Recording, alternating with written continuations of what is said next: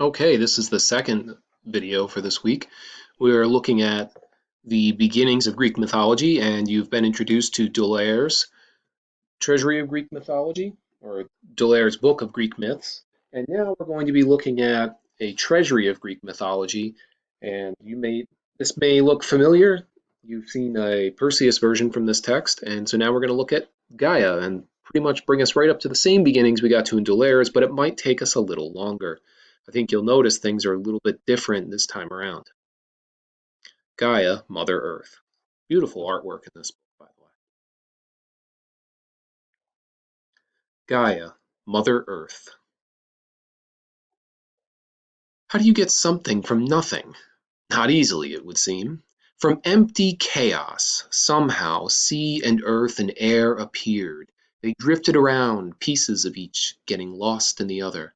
No water was swimmable, no land was walkable, no gas was breathable. Anything hot could quickly turn cold, anything cold could burst into flame. Shapes shifted, textures shifted, objects merged one into the other effortlessly, then suddenly slam! One or both turned inexplicably hard. What was heavy became weightless, what was weightless crashed through earth and sea and air, shattering and splattering and scattering bits of everything and nothing. Rules of nature? They didn't operate.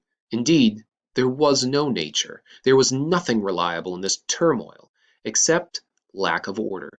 And lack is the essence of need. So when you lack something, that means you need something. You need it, right? Out of that original need came the mother force, Gaia, all on her own. Need can do that. Gaia sucked up heat and stored it in her heart. She wrapped herself round and round with anything solid she could reach, growing firmer with each layering. She pulled together her glassy sands, lifting them grain by grain, free of air to form deserts, free of water to form beaches. She pushed together gigantic plates of rock until her mountains rose high, so far from, and now before I move on to the next page, Gaia is the flowing circle of heat whose energy allowed land and sea and air to gather and welcome life. She's known as Mother Earth. It's a beautiful, beautiful painting here. It's sort of describing all of this creation. From her scalding heart that now settled on their peaks. Oops, sorry. As Gaia disentangled herself from the waters and the gases, the seas fell together in giant puddles, the heavens arched over it all. In this way, the emergence of Gaia led to both the wholeness of the seas, called Pontus, and the wholeness of the heavens, called Uranus. But Gaia was generous, as a mother should be. She opened her veins so water could rush through rivers and creeks and pool together in large, low lakes and small, hidden ponds. She yielded here and there to the gases, allowing crevices to cradle them. One in particular was huge and gaping, the waiting hole for the dead. But at this point, she didn't know that. She knew things only as they happened, like a child encountering everything for the first time. She created the whole almost as though she understood instinctually all the gain and loss that would follow from her generosity. The seas learned from Gaia and welcomed islands. The skies learned from Gaia and welcomed stars. And then the seas and skies went further and worked together to cycle water from the salty seas to the skies, then fresh and sweet to the lands, who returned it once more to the seas. But Gaia was not the only child of the enormous original need. There were two others. One was Tartarus, the underworld. The other was Eros, the god of love. Then Chaos gave a giant yawn and out flowed the total darkness of night as well as Erebus. Erebus, like Gaia, was a place as well as a force, seeking to fill crannies. Erebus settled into the hole for the dead and became the upper part of the underworld. Eros was beautiful, but not ordinary beautiful. Eros's beauty made the others quiver. It made them dream of being enveloped in warm caresses, of getting drunk on thick, creamy honey, of swooning from ambrosia, of whirling to tinkling music, of being dazzled by sparkles in this lightless world. So Night and Erebus fell in love, and Night gave birth to Day, and with light and the lushness of fresh and salty water and the expansiveness of air, life on earth began. Grasses and vines wound their way around the globe. Bushes gently bloomed. Gaia watched night and Erebus with envy. She felt so alone. She was the cause of all this wonder, yet none of it satisfied her. She was hungry, longing, needy. And so she turned to the heavens and the seas, Uranus and Pontus. She loved them both, of course. But Uranus seemed soothing, while Pontus seemed raging. So she chose Uranus as her husband. Now, there's an interesting sidebar here, and I do like this about this book, where it brings in some of these other more sophisticated elements to sort of think about. Around the world, stories of the creation of life appear. Usually, the sun plays an important role in these stories, which is no surprise, given how important the sun is to life on Earth. Greek mythology is different in a strange way, though. Daylight appears early in the creation story, but daylight is not connected to the sun, at least not initially. Interestingly, in the book of Genesis, the appearance of light also precedes the appearance of the sun. And now we come to the next section, Uranus, Father Heaven. Of course, here's the planet Uranus, right? And then here's the symbol of Uranus, and here he is, this, the father of the heavens, the first king of the gods, so to speak. Uranus, Father Heaven. Uranus was the god of heaven. He was the brother of the sea god Pontus, and the earth goddess Gaia chose him for her husband. Uranus spread himself over Gaia, enveloping her in that comforting way that the sky has on warm spring and summer nights. He dazzled her with stars, fulfilling the dreams that Eros had given her.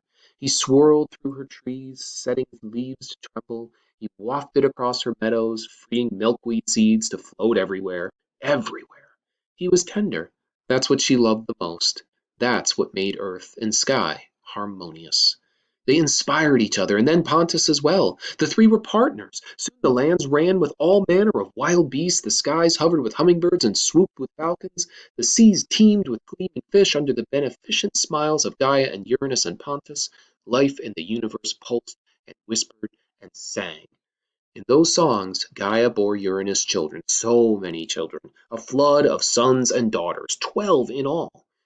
Now, if you haven't noticed, one of the interesting things in this is so much focus on everything being in harmony, everything working together, everything joining in a common purpose for the betterment of all. Uranus was overwhelmed. These children were strong and large, and he feared they'd take over the far reaches of the universe.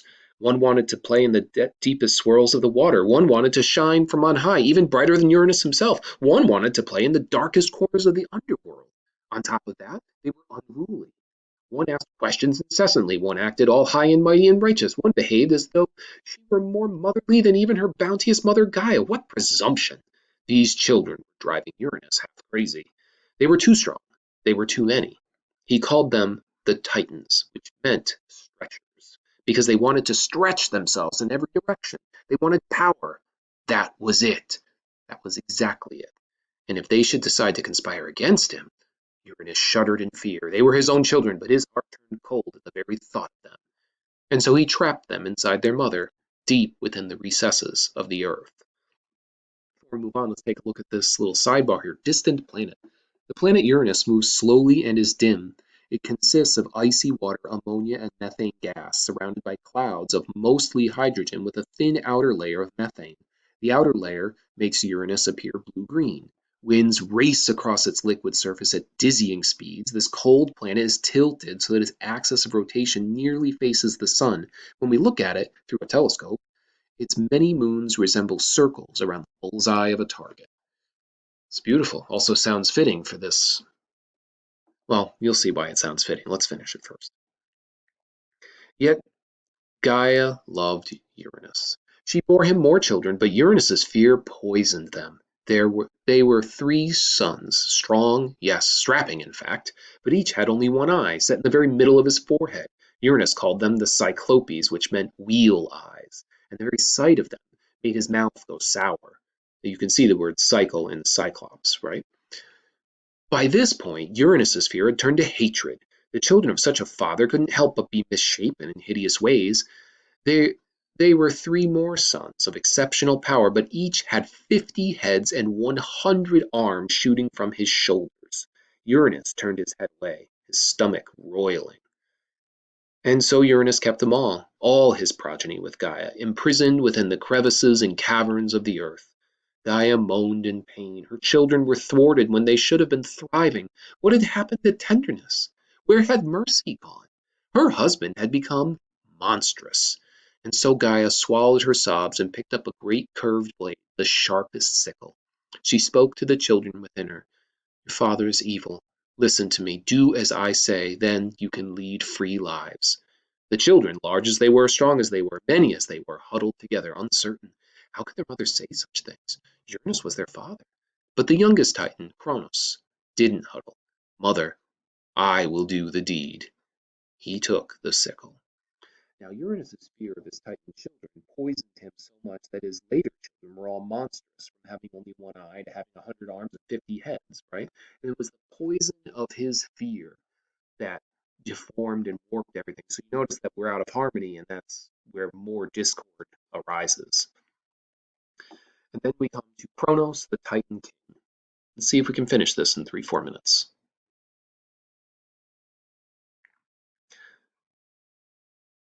Chronos, the Titan King. Chronos, the Titan son of Gaia, Mother Earth and Uranus, Father Heaven, lived deep in the earth, where his father had locked him and his brothers and sisters. While the others quaked in fear at their father and hid in the shadows of their mother, Chronos just watched and listened. He's calculating, right? Gaia suffered. The cruelty of this father toward his children was unbearable. She tore her hair, she gnashed her teeth, and in the end she offered her children an adamantine sickle, lustrous and unbreakable, to confront their father with. Horrified, the children retreated, all but Chronos. Where his courage came from, he didn't know, but he never hesitated. He waited until nightfall when his father was asleep, then silently, stealthily, he struck. Wicked Uranus, his fear, became a self-fulfilling prophecy. Cruelty is the snake that bites its own tail. The blow was powerful, not lethal, no, the old man lived on, but withering. He became a shadow of himself, his strength a memory, an immortal god humiliated for all time. The blood of Uranus splattered across Gaia. Gaia spun and spun. Yes, she had wanted freedom from her children, yes and yes, but oh, the cost was so dear. She could do nothing but spin through the whole year, and as she spun, the blood drops seeped deep within her. From them sprang 3 more groups of children. The furious Erinyes immediately took the air and flew above Gaia, screaming for vengeance. They were their father's daughters. They wept blood as their serpent hair snapped in the winds. And those are, sometimes called the Furies. It's like your guilty conscience. The giants lumbered forth, heavily armed with breastplates and spears at the ready. They looked around, dazed by their sudden existence, knowing nothing about who was at fault, mother or father. Who could know? But one thing was for sure: they had to find a way to wage battle. The numerous nymphs didn't hesitate.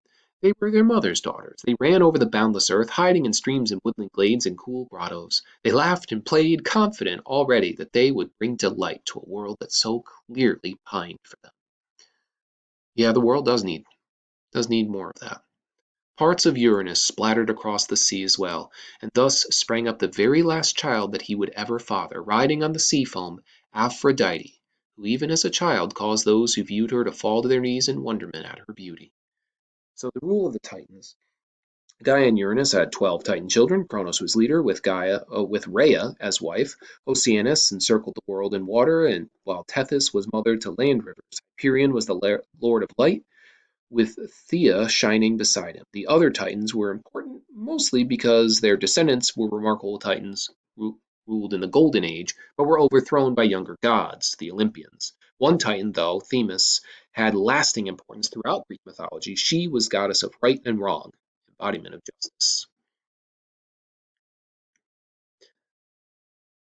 And I will have to finish this in a second recording because we can't fit it all right now. So I'll see if I can splice the videos together later. Welcome back. We're going to continue with the Chronos story. Not every little thing was right with the universe, but all was far better than it had been for Chronos and his brothers and sisters. They were free. Chronos crowed at his victory. Both his mother and father looked at him with fear. Each parent, separate and hushed, prophesied to him that he would be stripped of his power by his own son. The prophecy aided him, for no one knew better than Chronos the destruction that a child could wreak. He grew sleepless, wild-eyed. Chronos, who had felt no fear as a child, now felt nothing but fear. He distrusted at random and for no reason at all, locked his brothers, the Cyclopes and the hundred-handed ones, in the deepest part of the underworld, dark Tartarus. He could tolerate the company only of his fellow Titans. Sounds like he's repeating the sins of the father, right? Then his Titan, sister Rhea, caught his eye. She was too lovely to resist, so he took her as his wife. But each time she gave birth, producing glorious children, the daughters Hestia and Demeter and Hera, the sons Hades and Poseidon, he panicked and swallowed them. Cannibal? No, no. He told himself this was simply self-protection. And that is the dangers of rationalization, right? It's clearly pretty horrible. And the sidebar here talks about Chronos' fear of his children transformed his body into their prison. Swallow, swallow 5 times. But the 6th time he swallowed the swaddled stone and began his own demise. Now let's get to that. Rhea, like Gaia before her, felt herself drowning in grief, and like Gaia before her, she finally reached the dreadful conclusion, the only conclusion: she must stop the brutality. When she recognized the first stirrings of a new baby within her, she asked her parents, Gaia and Uranus, for help. They shepherded her off to the island of Crete, where she gave birth in secrecy to her son Zeus. Then she left her newborn son for her mother to raise, swallowed the stone, and hurried home to Chronos, who quickly seized the false babe and swallowed it. Wretched Chronos, completely duped, completely ignorant that his son Zeus lived, completely doomed. Then we come to Zeus, king of the gods. This is Jupiter, which you can tell from the swirling red storm. Although I've heard in astronomy lately that this red storm is slowly dying out, so that's sort of sad. Jupiter is the Roman name for Zeus, in case you weren't clear on that. Zeus, king of the gods. Young Zeus clambered up the rocks behind a billy goat. He walked to the mountain ridge and stopped on the highest peak of Crete to look out over the salt white sea that stretched to Africa. He turned, and there was Gaia, his grandmother, who had raised him. "You're strong enough," she said. "It's your turn." Zeus's heartbeat raced. It filled his head. It filled his whole self. He needed no further information or encouragement. His father, Chronos, had swallowed his brothers and sisters at their birth. Zeus had escaped only because his mother, Rhea, had fooled the fear-crazed man into swallowing a stone instead. Don't you love how they even call them men and women? Even though they're gods and goddesses, it's because they're so human-like, right? The boy had grown strong, fearsome, clever. He now went quickly to meet his father for the first time. He was primed for this, armed. This was the moment of defeat or victory, yet his nerves were steady. He felt strangely elated.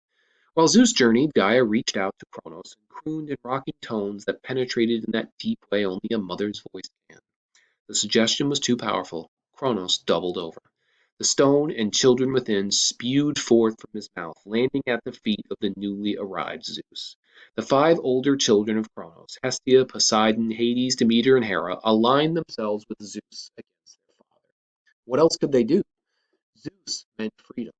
A delicious new idea. But Chronos had brothers and sisters too. He called the Titans to his side. War began and continued, as wars will do. For 10 years the battle scorched the earth, smoked the skies, sullied the waters. Bitter as bile, it wore away at everyone's spirits, until Gaia, the Earth Mother who had started all life, told Zeus he would win if he liberated her other children, his misshapen uncles and his one-eyed uncles that Chronos had cast into Tartarus, the underworld. Zeus never wasted a moment on second thoughts. He freed the 3 brothers with 50 heads and 100 hands each. They're called the Hecatonkires, by the way. He freed the 3 Cyclopes. In surprise gratitude, the Cyclopes gave Zeus the spitting lightning bolt and deafening thunder with which to split the skies and flame the earth. They gave his brothers gifts too. On Poseidon, they bestowed a sharp, gleaming trident, 3-pointed spear, with which to smite the seabeds and raise massive waves. To Hades, they gave a helmet of invisibility with which to disappear. Now, here in the sidebar, it says Wars of Ancient Greece. Mythological wars might reflect stories about real prehistoric wars. The war between the Titans and Olympians lasted 10 years. According to the ancient Greek poet Hesiod, another great war between Greece and Troy also lasted 10 years. According to the poet Homer, poets were often the historians of their age. We have no information about actual wars from before or during the lives of these poets. It's pretty interesting. Oops. There we go. These hundred-handed and one-eyed brothers fought beside their nieces and nephews, all against the Titans, and the nephews let loose their newly gained ferocity. No longer was the battle simply hurling rocks and spears and crushing the enemy with axes. Oh no. Zeus hurled bolts, burned the forests, and left them smoldering. He cast flames so hot the seas boiled and parts of the earth melted. Poseidon shook the earth so rivers crashed through their sidewalls. Hades raced unseen among all, stabbing, smashing, maiming. As Zeus saw it, the war amounted to old against young, and the young gods won, as they had to. That is the nature of things. By the end of the war, both sets of gods fought from mountain tops, the Titans from Mount Orthrus, the young gods from Mount Olympus. So after the war, the young gods were known as the Olympians. Zeus had the Titans sealed in Tartarus with the hundred-handed ones as guards. Gaia was flummoxed. What was the point of locking away the Titans? Why did Zeus have to be as vengeful as his father? And so she gave birth to her last child, the monster Typhon. From his shoulders sprang 100 serpentine heads with flickering black tongues uttering every noise imaginable, human, bestial, thunderous. Titan's eyes flashed fire. Everyone fell back in terror, except Zeus. He had lightning, a force unsurpassed. He burned off Titan's head and banished him to become wild winds that cursed sailors on the high seas. Zeus was the undisputed king. The Olympian brothers divided up rulership of the universe. Poseidon took the sea, Hades the underworld, Zeus everything else. The division wasn't equal, and the Olympian sisters were left out entirely. But that was typical of Zeus. He was brought up to believe he was entitled. Nothing ever changed his mind. So it's an interesting difference in the endings you'll notice of Typhon's ending and this interesting change in how rule is set up afterwards. Now, Gaia gave birth to the monster Typhon, hoping he could stand up to his bully brother Zeus, but the weapon of the Thunderbolt allowed Zeus to conquer Typhon's 100 heads. Now, it's interesting because in other versions, they it talks more about how Zeus initially loses to Typhon. He takes him on one and loses, and Typhon pulls all of Zeus's tendons out and hangs him on a hook in the back of the cave. And you know, if you don't have tendons, you can't move around, right? And Zeus only wins because the other gods sneak in and get his tendons back for him and help him and team up with him and rise up to defeat him. Typhon, that is, and eventually he's buried under Mount Etna. So it's intriguing to see how two different tertiary sources can offer so much more detail in different areas and leave other details out completely in other areas as well. I think that's sort of an interesting thing that you run into when you start reading these retold versions. And I hope this has been some help with you to understand the beginnings of mythology and the beginnings of some of these ideas and the idea of Olympians being supreme victors and so many allusions to modern day literature in here. Hopefully you've seen and recognized some of these origins and these beginnings, especially starting with Gaia, the Mother Earth.